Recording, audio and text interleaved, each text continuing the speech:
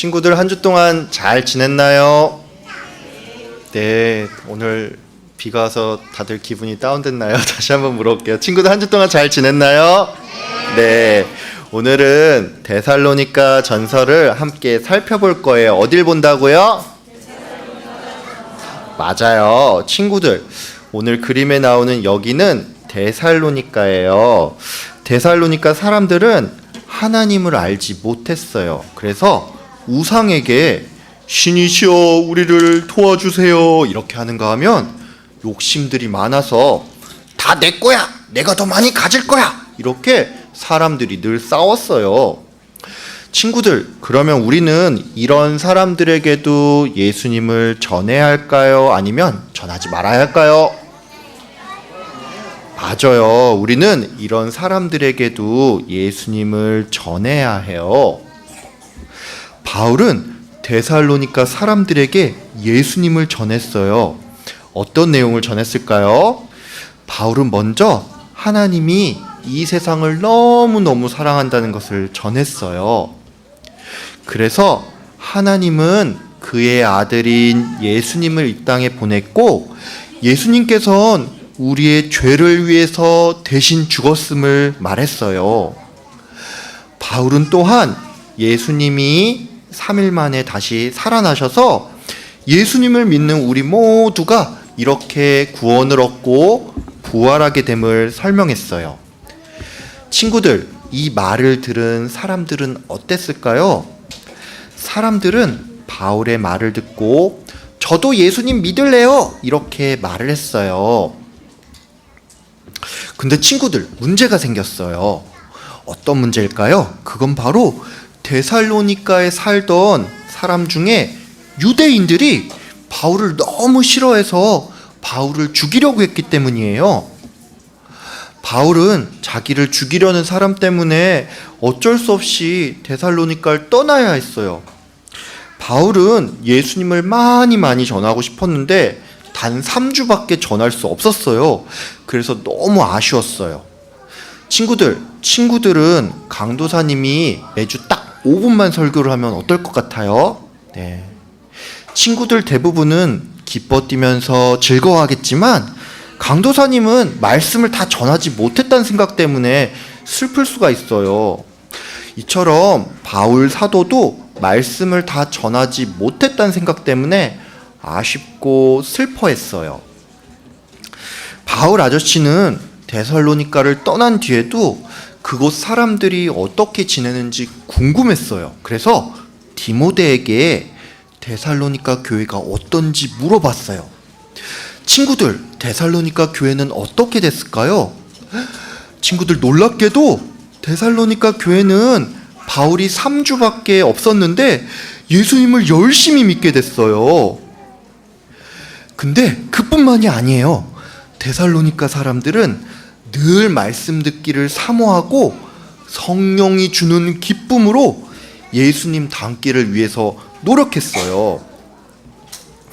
데살로니가 교회 사람들이 예수님을 잘 믿자 그 소문이 마케도냐와 아가야 등 여기저기에 퍼져나가기 시작했어요. 바울은 이 소식을 듣고 너무 기뻤어요. 그래서 데살로니가 교회에 칭찬하는 편지를 썼어요. 친구들, 데살로니가 교회는 어땠을까요? 칭찬을 들었으니까 기뻤을까요? 아니면 슬펐을까요? 맞아요, 기뻤어요. 친구들, 우리들도 예수님을 믿고 우리 한 사람 한 사람이 교회가 됐어요. 친구들, 그러면 우리들은 누구를 닮아야 할까요? 여기 앞에서 설교를 하는 강도사님을 닮아야 할까요? 친구들, 아니에요. 강도사님이 비록 동안에다가 잘생기기까지 했지만 친구들은 강도사님을 닮으면 안 돼요. 네, 반응이 싸늘하네요. 죄송합니다. 친구들, 그러면 친구들은 누구를 닮아야 할까요? 예자로 시작을 해요. 네, 다시 한번 물을게요. 친구들은 누구를 닮아야 할까요? 와, 하랑이 정말 잘했어요. 네, 예수님 닮아야 해요. 우리 친구들이 예수님을 닮아가면 친구들이 교회의 모범이 돼서 교회가 그걸 보고 반드시 바로 설 거예요. 하나님은 이 일을 정말 기뻐하세요. 친구들도 모두 예수님 닮아갈 거죠? 예, 그러면 우리 오늘 말씀 생각하면서 함께 외쳐보도록 할게요. 예수님을 닮아가요. 교회를 세워가요. 한 번 더 할게요. 예수님을 닮아가요. 교회를 세워가요. 아멘.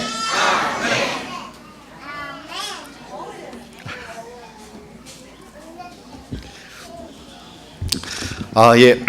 오늘 10시 좀 넘어서부터 비가 엄청나게 많이 오고 있는데, 이렇게 비가 많이 오는 그 상황 속에서도 또 예배 자리에 나온 성도님들 진심으로 환영을 하고요. 또 이제 뭐 아이가 아파서 아니면 어떤 상황으로 못 나오는 가정들도 있을 텐데, 그 가운데서도 큰 은혜가 있길 바랍니다. 한 가지 좀 부탁을 드리고 싶은 게 있는데, 여러분 이제 혹시 이 앱을 통해 가지고 이제 보신 적이 있을 텐데, 이 날씨 보면은 이번 주 한 주 내내 계속 비가 와요. 비가 이제 내리는 걸로 돼 있는데, 저희 토요일 날 뭐 있죠? 예, 토요일 날 여름 성경학교 있어요. 그러니까 여러분 비가 오더라도 여러분 기도하세요. 기도하시고, 비가 오더라도 금요일 오후 넘어가면 갑자기 비가 확 그치고 토요일 주일 날씨가 쨍쨍하길 여러분 기도하길 바랍니다. 네, 예, 오늘은 내 믿음의 성숙이 교회를 세운다라는 제목으로 함께 말씀을 나누도록 하겠습니다. 예, 오늘은 데살로니가전서입니다.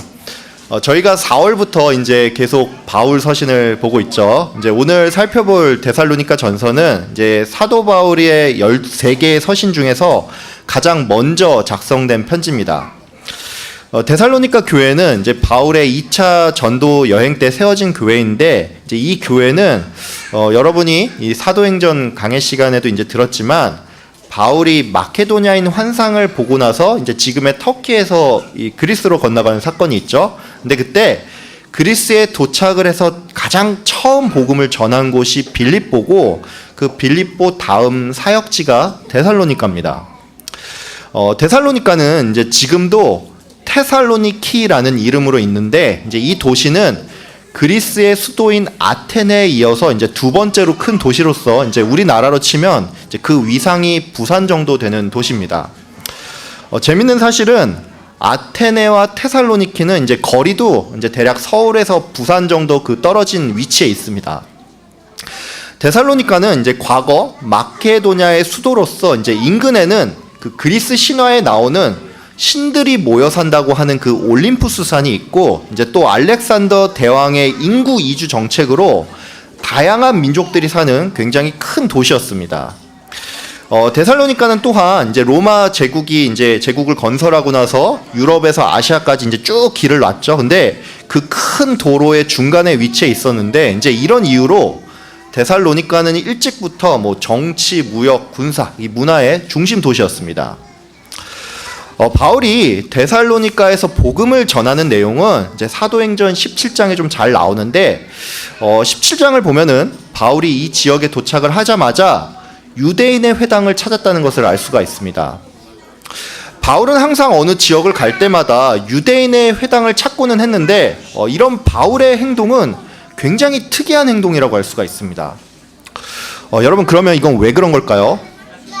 여러분도 아시겠지만 바울의 복음 사역에 있어서 이 바울을 가장 박해하고 바울을 괴롭히던 사람은 유대인이었습니다. 여러분, 그러면 왜 유대인들은 이 바울의 사역을 방해했을까요? 이것은 우리가 입장을 바꿔서 생각을 하면은 좀 이해하기가 쉽습니다. 여러분, 통일교나 여호와의 증인, 또 이 신천지를 가장 싫어하는 사람들은 누굴까요? 세상 사람들일까요? 예? 아닙니다. 세상 사람들은 애석하게도 방금 언급한 집단들이 그냥 기독교 분파 중에 하나라고 생각하는 사람들도 많습니다.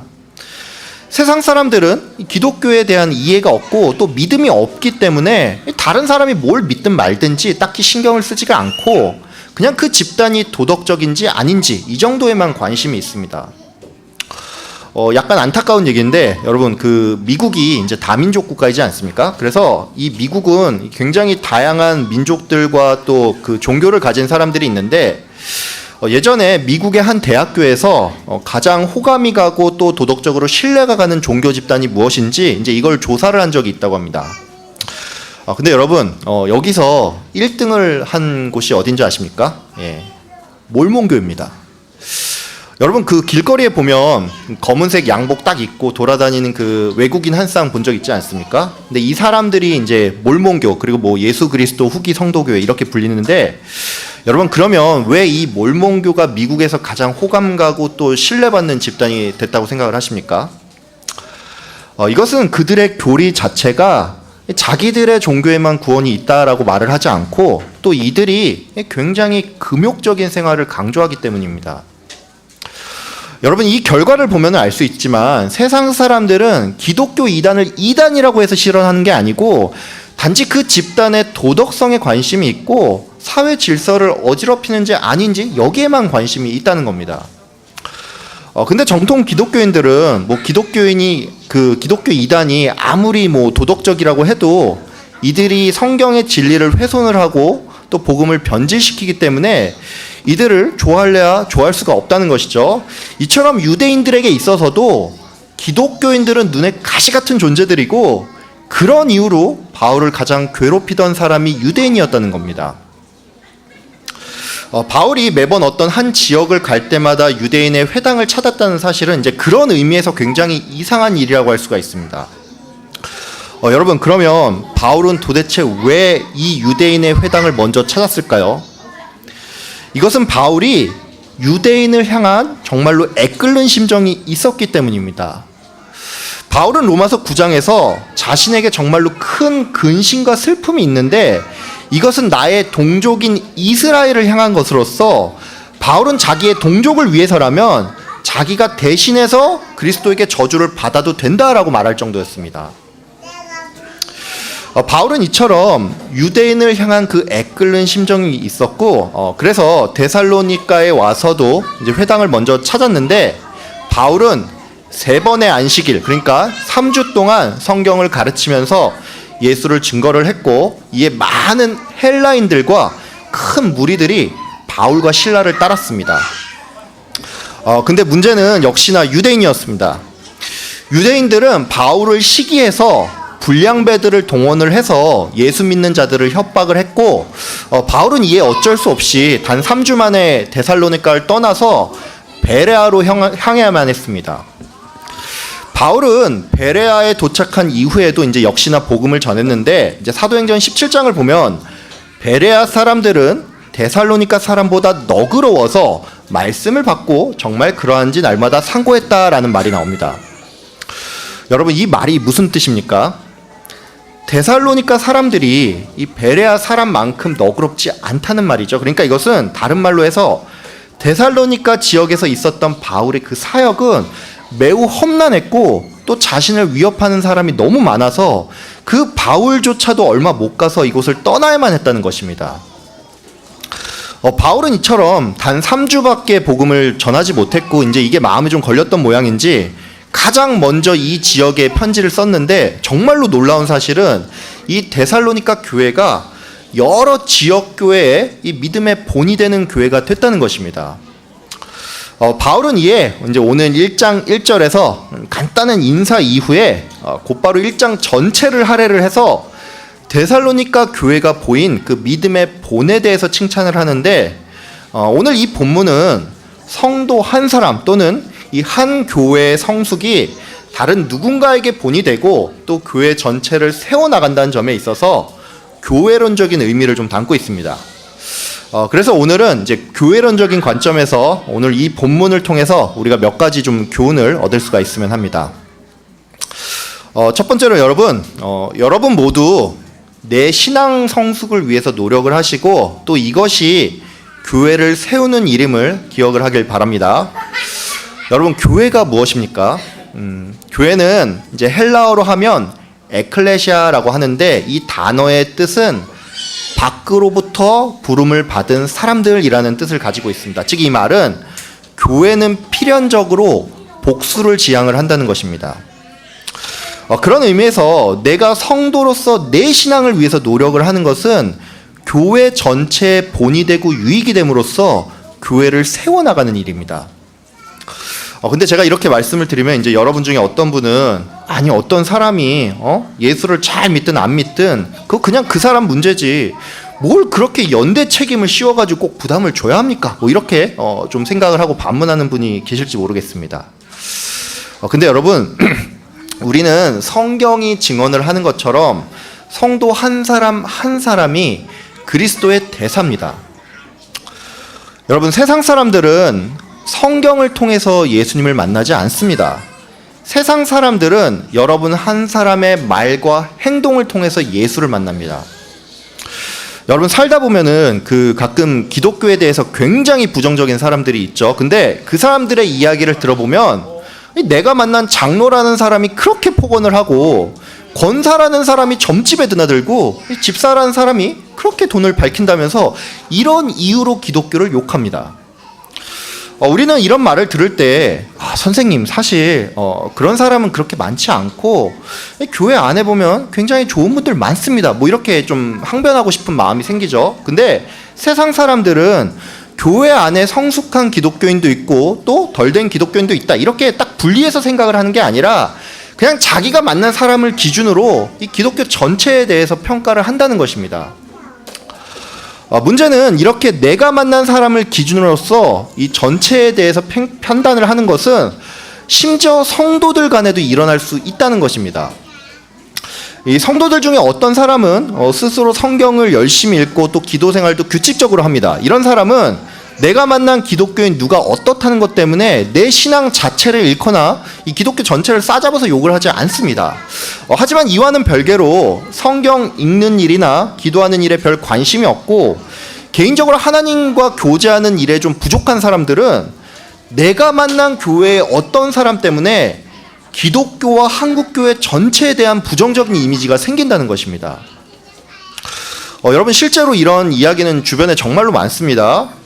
어릴 적 주일학교에 열심히 출석을 하고 심지어 뭐 청년부 때 이 회장도 했던 사람이 정작 결혼을 하고 분가를 하면 교회를 전혀 안 나오는 경우가 있습니다.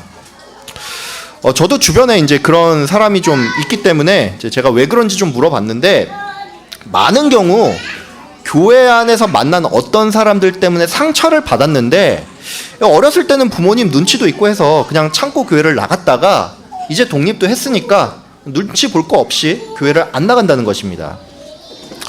여러분 이것을 보면 알 수가 있지만 우리 한 사람 한 사람이 나의 신앙 성숙을 위해서 노력을 하는 것은 결국은 내 주변에 좋은 영향을 끼치고 이것이 교회를 세워나가는 일이라는 것입니다.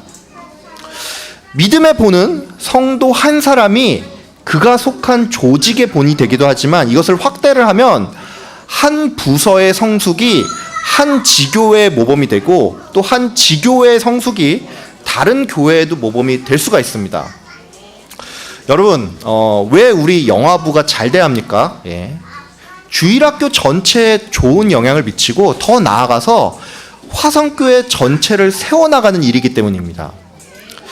데살로니가 교회의 성숙은 마게도냐와 아가야에 있는 다른 교회에도 본이 됐습니다. 이것은 비유를 하자면 우리 화성교회의 모범이 이 화곡동과 강서구에 있는 다른 교회에도 이 모범이 될 수가 있다는 것입니다. 세상에는 정말로 여러 교회들이 있죠. 근데 이 세상의 모든 교회들은 보편 교회로서 모두가 그리스도의 한 몸입니다. 그렇기 때문에 우리는 먼저 지금 내가 속해 있는 부서 안에서, 지금 내가 속해 있는 교회 안에서, 또 봉사 조직 안에서 내 신앙 성숙을 위해서 노력을 하고 결국 이게 교회를 세워나간다는 것을 여러분 기억하길 바랍니다. 두 번째로 우리가 좀 주목을 해야 할 것은 우리가 내 신앙 성숙을 위해서 말씀 듣는 일을 사모해야 한다는 것입니다. 오늘 우리가 읽은 6절에 보면은 이 데살로니가 교회가 많은 환난을 당하면서도 성령께서 주시는 기쁨으로 말씀을 받아들이고 또 우리와 주님을 본받는 사람이 되었다라는 말이 나옵니다. 여러분 이 말이 무슨 말입니까? 이 말은 데살로니가 교회가 이 종교와 세상 권력 또 폭력배들로부터 박해를 당했음에도 말씀 듣는 일을 사모한 결과 성령이 주시는 그 기쁨으로 역경을 이겨내고 예수를 닮는 교회가 됐다는 것입니다. 여러분, 우리는 한 성도가 성령 충만할 때 그 사람에게 분별력이 생기고 또 인생의 방향성이 생긴다는 것을 잘 압니다. 또한 우리는 성령 충만할 때 성령이 주시는 기쁨으로 환난을 이겨내고 또 신앙의 성숙을 경험할 수가 있습니다. 여러분, 그러면 여러분은 이 성령 충만을 위해서 뭘 하고 계십니까? 여러분, 여러분에게 데살로니가 교회 같은 박해가 있습니까? 여러분, 혹시 여러분 중에 내 배우자가 내가 오늘 아이와 함께 교회를 간다고 하니까 폭력을 행사한 사람이 있습니까? 예, 아무도 없죠. 여러분, 근데 이제 한국 교회가 불과 한 30-40년 전만 하더라도 내가 교회 나간다는 이유로 며느리를 그렇게 괴롭히는 시어머니가 있던가 하면 또 예배 드리는 아내를 이 교회 밖으로 억지로 끌고 나가는 그런 폭력적인 남편들도 있었습니다. 더 이전 시대에는 교회를 가기 위해서 이 집 담벼락을 뛰어넘어서 10km 넘게 걸어서 교회를 갔다는 그런 권사님들, 장로님들도 계셨죠. 근데 여러분, 요즘은 이런 경우를 발견하기가 쉽지 않습니다. 그러면 여러분은 대체 예배를 드리는데 어떤 어려움이 있습니까? 제가 질문을 좀 달리하겠습니다. 여러분은 내 신앙 성장을 위한 간절함과 사모함이 있습니까? 주차가 힘들어서 교회를 못 나오겠다고 하는 분이 계십니다. 예, 마음 찔려하지 마세요. 네. 이 아이들을 아침에 깨우고 또 챙기는 일이 어렵기 때문에 교회에 못 나오겠다고 하는 분도 계십니다. 저도 자녀를 키우는 입장이고 또 우리 화성교회가 주차가 정말 쉽지는 않죠. 그래서 이 일이 정말로 어려운 거는 좀 이해를 하는데, 여러분, 근데 정말로 그것 때문이라면 어떻게 여러분은 새벽부터 일어나서 멀리 놀러 가는 거는 할 수가 있고 또 대중교통을 타고 이 아이들과 문화센터 가는 것은 가능합니까? 여러분, 성도는 성령 충만을 구하지 않으면 그 사람은 성도로서도 세상에서도 그냥 별거 아닌 존재가 됩니다. 여러분, 성령 충만을 늘 구하시고 이를 위해서 가장 기본인 예배의 자리부터 사모하는 여러분 되길 바랍니다. 오늘 우리는 내 신앙 성숙이 곧 교회의 본이 되고 또 이것이 또한 교회를 세워나가는 일임을 배웠습니다. 그리고 이를 위해서는 성령 충만이 필요한데 이 성령 충만은 우리가 예배의 자리를 사모하는 그 일에서부터 시작되는 것도 좀 배웠습니다. 저는 여기에 더해서 이제 여러분께 한 가지를 좀 더 권면드리고 싶은데, 여러분 모두 성도를 위해서 기도를 하시고 특별히 그들의 믿음 성장을 위해서 기도를 하길 바랍니다. 오늘 본문 2절과 3절에 보면은 바울이 데살로니가 교회를 생각하면서 항상 기도했다라는 말이 나오는데, 이 기도가 여러분의 기도가 돼야 합니다. 여러분, 교회는 그냥 나 혼자 잘한다고 되는 조직이 아닙니다. 우리가 이 사고를 가지고 있을 때 우리는 나는 잘하는데 쟤는 왜 저 모양이야 이러면서 오히려 그 사람이 교회를 허무는 자가 될 수 있습니다. 그래서 우리는 이것을 극복을 하기 위해서 성도를 위해서 기도해야 합니다. 근데 제가 여러분에게 성도를 위해서 기도하라 이렇게 말을 하면 이게 좀 맞는 말이기는 한데 좀 잘 와닿지가 않죠. 그래서 말씀을 드리는데, 여러분, 우리가 성도를 위해서 기도하는 것은 정작 나에게 가장 큰 유익을 가져다 줍니다. 이와 관련해서 제가 제 이야기를 하나 드릴까 하는데, 여러분도 그렇겠지만 사람마다 자기 신앙이 갑자기 이제 성장을 했다고 느껴지는 또 그런 시기가 있지 않습니까? 저도 이런 시기가 있었는데 이제 그 중에 한 번은 제가 20대 청년 시절에 이제 회심의 경험을 했던 그 순간이고, 또 다른 한 번은 이제 2018년에 퇴사를 하고 신대원을 준비하던 시기였습니다. 제가 2018년에 퇴사를 하고 나서 이제 신대원을 좀 준비하기 전에 성경을 한 5차례 정도 통독을 했거든요. 근데 개인적으로 이때 참 좋았습니다. 어떤 점이 좋았냐고 하면, 일단은 성경을 계속 반복해서 읽으니까 이 부분적으로 알던 지식이 이제 하나로 좀 꿰어진다는 그런 느낌이 좀 들었고, 이제 두 번째로는 이 사람이 정말로 분별력이 생긴다는 그런 느낌이 좀 들었습니다. 반면에 좀 이상한 것도 생겼습니다. 그게 뭐냐면 분별력이 생기니까 이게 어떤 날에는 사람을 비판하는 도구로 쓰게 된다는 것입니다. 근데 제가 이것을 이제 결국은 극복을 하고 또 신앙이 성장을 했다고 느낀 계기가 있는데, 그게 언제냐면 당시 이제 집사로서 출석을 하던 교회에서 이 40일 특별 새벽 기도회를 할 때였습니다. 저는 그때 새벽 기도를 시작을 하면서 이제 무조건 한 자리에 앉아서 1시간 이상 기도하겠다 이렇게 다짐을 하고 그 새벽 기도를 참여를 했는데, 이게 지나고 보니까 정말로 저한테 진짜 큰 유익이 되더라고요. 여러분 혹시 1시간 이상 기도해 본 적 있습니까? 예. 당연히 뭐 다들 있겠죠. 예. 근데 여러분 생각보다 사람이 매일 1시간 이상 기도하기가 좀 어렵습니다. 이게 왜 그러냐면 한마디로 말해 이 1시간 이상 기도할 거리가 별로 없기 때문입니다. 우리가 보통 기도할 때 뭐 회개 기도도 하고 감사 기도도 하죠. 우리는 여기에 더해서 뭐 나랑 내 가정 또 이 가까운 뭐 친지들을 놓고 좀 기도를 합니다. 근데 보통 이렇게 하면 뭐 15분에서 20분 정도면 기도가 거의 다 끝납니다. 이런 이유로 매일 1시간씩 기도를 한다는 것은 여러분의 생각보다 조금 어렵습니다. 그래서 어떤 사람들은 성도가 뭐 1시간을 기도를 하려면 결국은 뭐 한 20분 정도는 내가 알아들을 수 있는 말로 기도를 하고 뭐 나머지 시간은 방언으로 기도를 해야 1시간을 할 수 있다 뭐 이렇게 말을 하기도 하는데, 뭐 이것도 하나의 방법일 수는 있지만 더 좋은 게 있습니다. 그게 뭐냐면 이 남은 40분 동안 내 주변 사람들을 위해서 기도를 하고 그들의 신앙 성장을 놓고 기도하는 것입니다. 여러분 우리가 내 주변 사람들을 놓고 기도할 때 가장 큰 변화는 내게 일어납니다. 우리는 내가 아닌 다른 사람들을 놓고 기도할 때 그 대상을 향한 사랑의 마음이 생기고, 또 내가 기도하는 그 대상이 넓어지면 넓어질수록 내가 품을 수 있는 대상도 넓어집니다. 즉 어떤 한 사람이 다른 성도를 위해서 기도를 할 때 그렇게 기도하는 그 사람이 가장 성장한다는 것입니다. 여러분 그렇습니다. 여러분이 이처럼 성도를 위해서 기도를 하는 것은 교회를 세우는 일이기도 하지만 여러분을 성장시키는 가장 좋은 비결이 된다는 것입니다. 그러니까 여러분 모두 나랑 내 가정뿐만이 아니라 영화부를 위해서 또 우리 화성교회를 위해서 더 나아가서 민족과 세계를 위해 항상 기도하는 여러분 되길 바랍니다. 우리가 이렇게 할 때 우리는 신앙의 성숙을 경험할 것이고, 이것은 다시 선순환을 가져다 주면서 교회를 바로 세우게 될 것입니다.